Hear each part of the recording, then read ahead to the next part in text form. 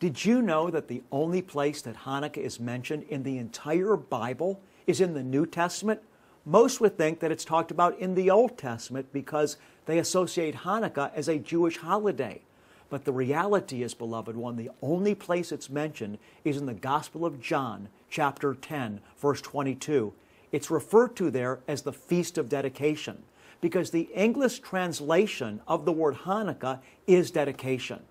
The reason it's only mentioned in the New Testament is because the historical events that led to the celebration of Hanukkah took place between the time that the Old Testament writings were finished, but before the time that the New Testament writings began. So the time between the end of the Old Testament and the beginning of the New Testament writings is called the intertestamental period. And the historical events, once again, that led to the celebration of Hanukkah took place in the intertestamental period. That's why it's never referred to in the Old Testament. What happened was, although Jewish people were living in the land of Israel, they were being subject to the Greco-Assyrian government. And the Jewish people living in the land of Israel got so fed up with being subject to and oppressed by the Greco-Assyrians that they revolted. They were successful in driving the Greco-Assyrian influence out of their land governmentally to such an extent that they recaptured the temple that the Greco-Assyrians had profaned.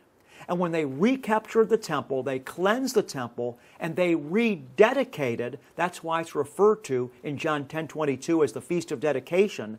They rededicated the temple back to the God of Israel. And one of the things that they did was they lit the oil in the menorah, the holy menorah.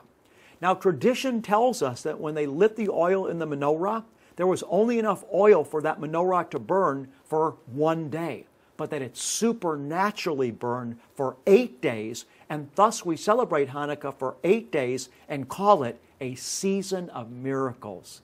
I want to say to you today, those of you that know Messiah Jesus and that are in a relationship with Father God, you are a miracle. You're a sign and a wonder, and you're going to continue to be changed from glory to glory.